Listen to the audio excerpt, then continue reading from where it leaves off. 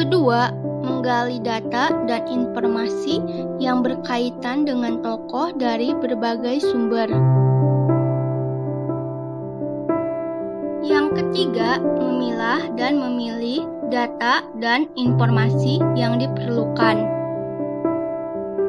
Keempat, mengolah semua data dan informasi yang diperlukan untuk membangun teks biografi. Kelima, merangkai semua informasi dengan kalimat yang runtut dan bernalar sesuai dengan kaidah kebahasaan dalam menyusun teks biografi. Keenam, membangun abstrak teks biografi yang akan dibangun. Ketujuh, mengembangkan abstrak teks biografi sesuai dengan struktur teks biografi.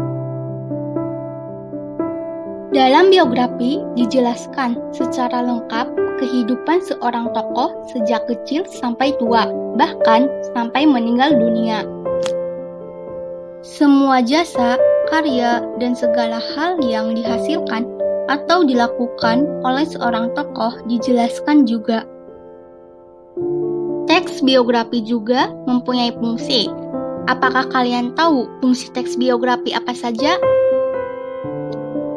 Fungsi teks biografi. Yang pertama, sumber sejarah.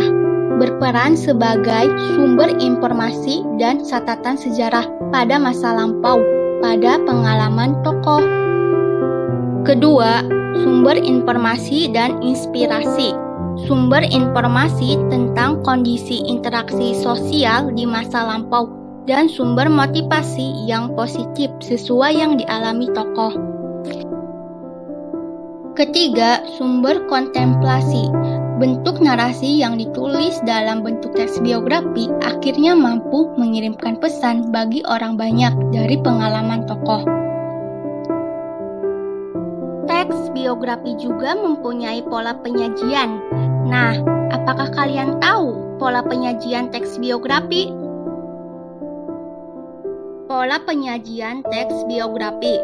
Pertama, alur biografi berjalan maju dari peristiwa masa lalu ke masa depan. Kedua, menggunakan sudut pandang orang ketiga serba tahu.